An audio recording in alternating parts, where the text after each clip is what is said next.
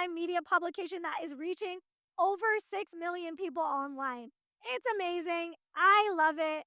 It's a platform that is near and dear to my heart because it's really about empowering everyone's voices, especially female identifying folks.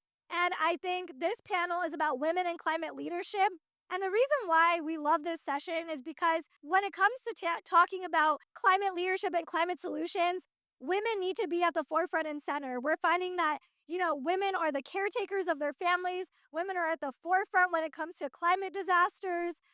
Women are at the forefront of gathering food and water and protecting their shelter for their families. And so when we're talking about climate change, we have to talk about women's rights. We have to be talking about their dignity and, most importantly, their leadership in these rooms. So I'm so excited to have Kai from Feminist lead this amazing session with our amazing panelists, Lily Drewinder, Jessica Vervin, and sorry, I don't want to mispronounce your last name, Alice Macharia. Okay, Alice Macharia from the Jane Goodall Institute. So it's going to be an incredible conversation. You guys are in for a treat. I'm going to, you guys. Hey everyone, my name's Kai Polanco. As mentioned, I'm the co-founder, co-executive director of Feminist. We reach 25 million feminists around the world each month. Think about that. That's 25 million hopes, dreams, wishes of people who just want to make the world better. And I'm commonly in spaces where people are like, okay, so tell me how feminism connects with climate. Well, obviously we all know that, but to these people, I'm like, the answer is not that hard. It's actually really simple. The same people who make the decisions about our bodies and whether we have access to birth control or our right to reproductive health care are probably working with those same people who are making decisions about our planet's future. We have one common enemy. It's the same patriarchal system that is ultimately choosing profit over people. And I think that one way we can battle that is like, for one, putting more women in leadership positions in power and creating systems that are entirely different and create solutions for because let's face it, women are probably the most affected by the climate change, especially women in the global south and especially indigenous communities. So I'm so delighted to be joined by all three of you who each have kind of carved your own path in the climate space and either work in your dream climate job, you are going to get your dream climate job. And I would love to hear from you, Lily, first. Tell us a little bit about what you do, but also answer what does your dream climate job look like? Yat Eshi Lily Joy Winder Unishye. Hi, my name is Lily Joy Winder. I'm a Diné and Southern Youth advocate and a master's student at Stanford University right now. I'm also an actor but first and foremost, I consider myself an Indigenous advocate. So any climate job that I would have would be an Indigenous job because they're inherently tied. I have a habit of making all of my jobs climate jobs, whether they're not specifically climate jobs. Um, and so that's kind of what I would say. It's like my dream job is how can we take any job that we have and direct it to how we can have right relations with the earth? How can we consider climate in whatever path that we have? That's my dream climate job. My dream climate job and my dream is that everybody considers their job climate in some capacity and is considering all the different factors in our relationship with the earth when they're going about their daily lives. I love that. And Jessica, you left a more traditional route and kind of carved your own path. So, what drove you to make that decision? And tell us a little bit what you're up to today. Sure. So I have been marketing energy efficient products and programs and policies for the last 16 years. So I started in the nonprofit sector, was at working with DOE, EPA, chambers of commerce, so helping conservative businesses getting into clean energy. And then I landed a job at Google running marketing for the energy partnerships team, where I got to work with utilities all over North America and Canada, which was great. Then we all got laid off, and I went back to nonprofit working for where I was the head of communications. And I was actually laid off right after this panel last year, me and my whole marketing team. And so that was 2 layoffs in 2 years from jobs that I thought I would be in long term. It really changed the way that I looked at my career and also just looking at the environment right now of employment, understanding that marketing, we're always the first on the chopping block and realizing that it is a consultant's market and I have to insert myself in the places. I can't wait for people to make space for me. So right now I am doing consulting. So I'm working with utilities, I'm working with large hospitality groups, of which I can't not name, but some of you may be staying with them on this trip. And I also started a group called Baddie of the Week or Building Decarbonization Baddie of the Week, where on LinkedIn every week I highlight a woman or non binary person and what they're doing in this space to bring them kind of attention to them and what they're doing. I love that. You really yeah, you carved your own path. Alice, I mean, I think you have such an incredible story from starting out as an intern at the Goodall Institute to now managing one of the largest funds ever granted to a nonprofit organization on the continent, right?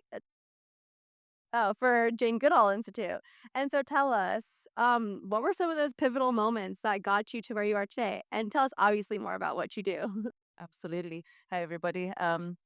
And in terms of the journey to where I came to, I think there's a lot of people who I attribute to getting me to this point. From family, from women in my family who really pushed for me to get an education. So my aunts, my mom, so everybody who was really instrumental in getting me to the place that I am today. And so I really want to make sure that I give them that gratitude because in places where I come from, we don't necessarily have those opportunities. Sometimes it's the boys or the men who get to move forward. And I ended up at the Jane Goodall Institute, which was really an exciting time because I had been looking for an opportunity that really looked at conservation, but also how is conservation working very closely with communities. And at that point, yes, there were many conservation organizations, but there wasn't one that I felt was really grounded in terms of the work that JGI was doing. And so someone mentioned to me, have you looked at the Jane Goodall Institute? They're doing some really amazing work in terms of working with communities, getting the information and building off Jane Goodall's own research where she was grounded in chimps, but then also looked at communities and really understanding what is that interface between, animals, people, and the environment. So I got into the position as an intern. So again, more opportunities being offered. So I think I really want to make sure that as we get into these positions, there are champions out there. So let's look for those champions who can give us an opening to either be an intern or, see your potential, but also try and make the space for you. Yeah. So if you see, someone is looking to, they're working to do, let's say, budgets, offer to help do budgets. You might not know that much about budgets, but it's something. Yeah. So just be ready and willing to offer. And I think that's what happened with me. So people just enabled me to grow in this position, to build the skills that I needed, working with different organizations, partnering, but also just the skills that I needed in project management to actualize them in this space. So I'm really grateful for that. I love that. I feel like it's so cool to hear how you all three have such unique journeys to how you build community. Lily, it's for you, it's online and cultural change. Jessica, it's through a powerful network of other climate female leaders. And Alice, for you, it's definitely more local and on the ground and, fostering that youth to rise up. So, as people are listening, I think we can all kind of jump in here, but what are some strategies you're using to help build these networks and strategies that also you use to kind of carve your own path in the climate space through community? Well, when I got started, I started with community-based social marketing, and I don't know if anyone here knows what that is in the audience. Yeah, okay. So at the time, I didn't realize what it was. I was just kind of doing it. So it's a common. For those who don't know, it's a principle coined by Doug McKenzie Moore, and it's all about community organizing and traditional marketing and media. So I use that professionally, but I also use it in terms of just building community and kind of moving forward. So it's identifying kind of what your cause is, how information moves through society, and then bringing together those people and empowering them with the tools they need to be successful. Wow. Yeah, just to tag onto that, I completely agree. I think for me, my North Star is my Indigenous communities, my Diné Southern communities. And So everything kind of oscillates around that. And I think that you don't have to be indigenous to find a community that you really care about. And each community is dealing with climate in their own various ways. And so find a community and get to know that community. And once you get to know that community and build a real relationship with them, you are able to understand what needs to happen. And also, it's really great for disaster response or other issues that are happening because of the climate crisis. Once you build an intimate relationship with people that you really care about, it's way easier to organize. It's way easier to do digital strategy because you can be like, okay, I don't need to be like, what should I make a video about? You already have a relationship with those people. And it's like, I can make a video about this. That's how I started a lot of my videos about indigenous people and their connections to land. I talk from a place of knowledge, and you can build that wealth of knowledge by building out those relationships. Absolutely. And I think on my end, I would say it's about listening, and listening both with your ears and with your heart, because sometimes when we go into communities and you see the challenges that people have, it's very easy to make some assumptions with regards to, what's happening. How come they're not taking care of their water, or they're not doing this? But you really need to listen to understand, but also with your heart to put yourself where they're coming from. And so that's also the approach that we use at the Jane Goodall Institute, where we're really listening to what people have to say. We're engaging with them so that the solutions are about meeting them where their needs are, but also having a long-term view where we're using conservation standards to really understand, okay, if we're looking at chimpanzee conservation, we're building coexistence. So how do we meet both the conservation need, but also the community need? And so that's something that, is really ingrained in what we do. So really being the people on the ground that listen and are truly interested in that long-term solution, whether it's on climate change, and using the language that people understand, because sometimes climate change is really big.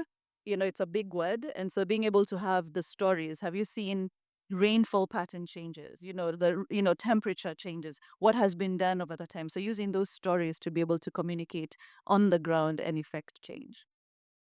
That's really beautiful. I mean, that sounds like hearing people out is like what can create solutions. And so many times the people who with the lived experience don't get to sit in that decision making. And I'm actually really curious from you, what makes somebody stand out when you're looking at these applications? Is like listening one of the qualities? Yes, I think listening is definitely one of the qualities. Adaptability, because people have really good resumes, but then hearing from them when they were in a situation that was challenging, like you mentioned, you lost your job, what did you do to lift yourself out and remind yourself that I am good at what I do, I'm still qualified? Like, how do you lift yourself up? So really hearing from people on what they were able to do to make that change in that moment, because that's what you need, the adaptability perspectives. And then hope, we have to be hopeful, yeah, in the environment that we're living in, climate situations, destruction of the habitat. We have to be hopeful, and so we have to constantly be looking for solutions that can bring us forward. So that's it. I love that. Because also those qualities are like true to like someone's heart versus just like what someone is on paper. So yeah, that's really beautiful. Jessica, I'd love to hear from you on the topic of like listening and voices. How do you use baddies of the week in this line of work to spotlight climate leaders? Oh my God. Yeah. Oh, sorry. So, Baddie of the Week, I came into the industry 16 years ago, so 2009. And there were some women in utility and in energy, but a lot of them had gotten there by stepping on other women, for lack of a better term. They were not interested in helping me figure out how to navigate. I hate that concept. I really believe that like empowered women empower women. And I took the executive leadership course at Yale for women, and they talked about how 75% or women are 75% less likely to share their successes online versus our male counterparts. So that really stuck out to me, especially as a marketer in this space. My world is predominantly women and people of color. And so what I decided to do is use my platform to uplift. And we have like a little cult following, which has become really fun, where I started just with the people I knew who inspired me in this industry because there's so many of them. And then it started where people were sending in nominations. And from there, I'm hoping to create like a Bad Girls Club or events where we can connect with one another and uplift one another. But just even, I started doing it at my work. So introducing my colleagues, and I just saw the impact that that made on how people viewed them just within the meetings and then how they viewed themselves. And so that's kind of where that comes from. And I love to do it, and I hope that we can grow. I mean, it's so important for also us to like people to feel seen in this line of work because there is so much behind the scenes that isn't very glamorous, but these roles are so important. And it's like how we get there. Um, Lily, I'm so curious because you kind of started talking about it, but you're like, I hope every job I do is a climate job. So, you're a Stanford student, you're a community builder online, an activist, and also an actress. Tell me, what's the thread? I think the thread for me is storytelling, and that is a value that was instilled in me by the matriarchs of my home, by my mother, by my grandmother. Stories about climate or stories, they really have the ability to bring us together. And I think when we talk about the climate crisis, a lot of our issues is a communications crisis. We have an issue with connecting with people and connecting climate to how this is impacting them on their every day. Everyday people sometimes have think about climate as removed from them as something that's not uh immediately there, and that's also because of the ways that we've been raised. We have not developed, or our education systems right now do not cultivate relationships with the earth, that we don't have enough climate education, and so that's also a communications issue. And so for me, I am really passionate about storytelling, and as a Stanford master's student, I am in their Earth Systems program, in their Environmental Communications program. So that's the through line there. For content creation, I make lots of content about Indigenous issues that, as I've expressed before, are inherently climate issues. And on the acting side, I am building up. I'd like to build up a reputation in film, and so I have the ability to be a decision maker in those rooms and be able to produce and create stories that connect people from all different backgrounds to care about the earth, because really when we're talking about climate, we really need to create different relationships with how we view the world and how we view the world around us, and not as something that is other, but as something that we are intimately interacting with every day. And that comes with a grounding that I think can only really be done by storytelling. I love that. And I think that this idea, sorry to jump in, but I do really feel it's important to say, like, I think that we have all the solutions that we need to solve the climate crisis today. What we don't have is adoption. And like you said, that's where marketing communications come in. We need to identify the what's in it for me, saying save energy, save money, or you should care about heat pumps. When you don't have heat, when you don't have running water, nobody cares. And so it's really critical. And I think that the environmental message has its place, but we are past that early adoption phase. And it's really critical that we all kind of move beyond that and not only thinking about the messaging, but also the messenger. I think you had talked about the people in your community, the formal and informal opinion leaders who are speaking, bringing them in and utilizing them as champions to spread the message within their community. That's how we create that watershed moment for sure. Alice, I guess I'd be so curious because you're operating really in the global south, and I feel like that's a point of view that we don't always like get to see so much connected with the global north. How do you feel like storytelling is showing up in the global south in this moment amongst like your community or the people you're working with? Absolutely. And that's a really important piece as well in terms of telling those stories. When you meet with women and they're talking about how far they have to walk for water, for example, right? Because, the streams are getting drier, so they have to walk farther and farther. So what can we do in terms of telling that story in that light, but making sure that we also meeting them where they are in terms of providing not just the resources or the support, but actually training and building the capacity so that they can actually take care of these things in the future.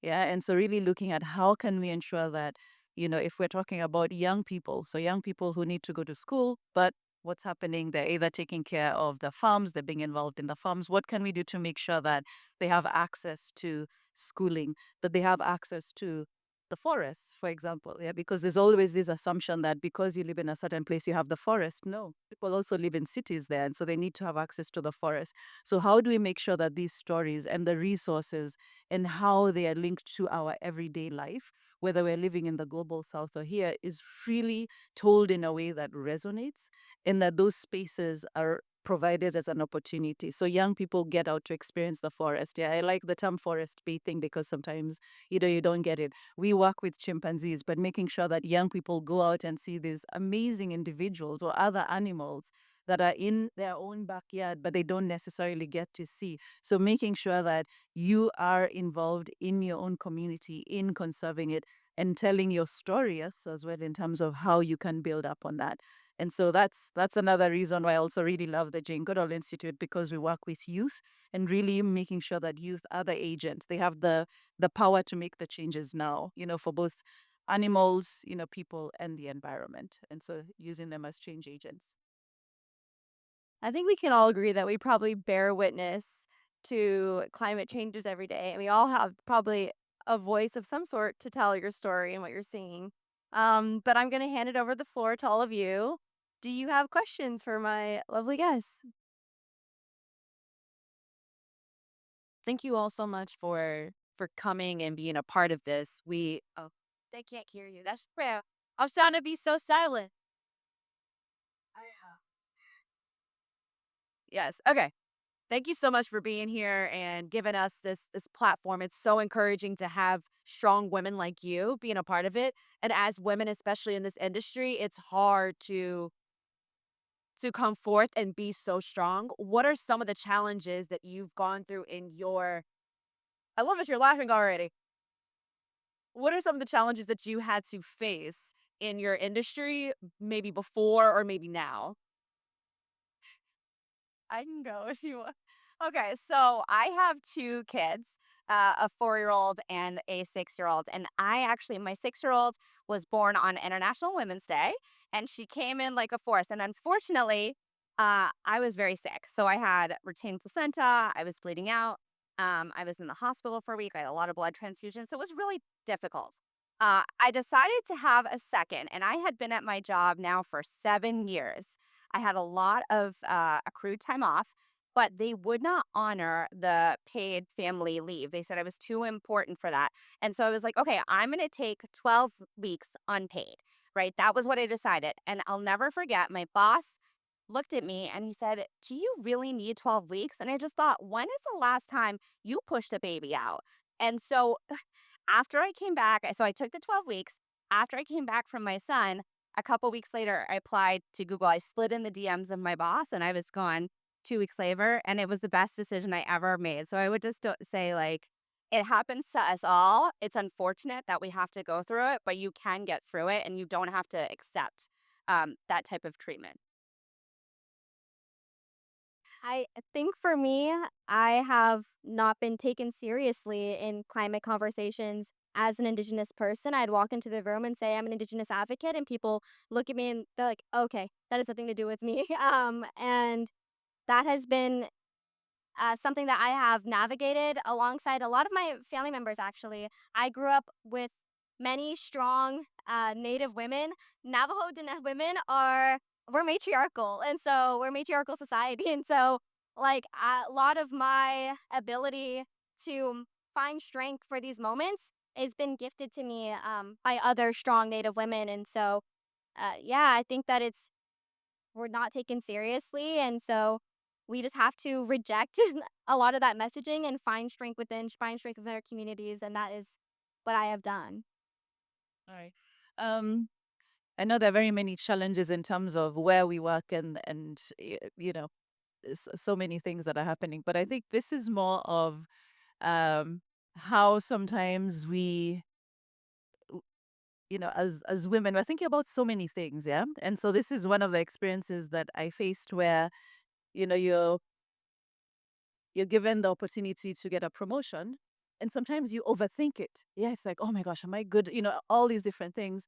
And then a man will just jump in and do the job, whether, he'll take it, whether or not he can do it. And so it was also a moment of inflection where I was like, no, no, no, you can do this, you can stand, you can take this job. And so I think that was not necessarily a challenge, but something that I learned where when you're offered, take it. You learn on the job, because I saw other people doing that. And so, it's really great in terms of having to learn this as you go along. But, for younger people, I think just jump in with both feet. Yeah. And, there'll be mentors, there'll be people who help you get through it. So that would be my answer to your question. Yeah, that's a really good question. Thank you. I mean, as you can see, an intersectional lens is so important when approaching all of this work because sexism is showing up a lot. That's what I'm hearing. So thank you for sharing your stories and being so vulnerable. Okay, I feel like we only have a couple minutes left, and I want to make sure you all can support these incredible speakers here. So maybe y'all could shout out how everyone can find you after this. Best way to support you. I'm on Instagram and TikTok. I'm under TikTok as She Short and Brown, which I made when I was 17. And I'm on Instagram as just my name, Lily Joy Winder. I'm on LinkedIn. Probably ages me. Jessica Bergman, you can look me up. Yeah, I have a little unicorn by my name with a little globe. So that's how you can find me. All right, I'm on LinkedIn, Alice Macharia, and that's it. No unicorn or anything, just me. But I think it's I have a nice picture sitting by Gombe in Tanzania. I'm also on LinkedIn. It's just not my main thing. I'm learning. This is a LinkedIn type of event, right? And you can find out more stories like this and hear more voices of other climate leaders or feminist leaders at the forefront of the movement at Feminist on Instagram, TikTok. If you want to subscribe to our newsletter, it's at feminist.co. My name's Kai Polanco, and you can find me, I guess, on LinkedIn too.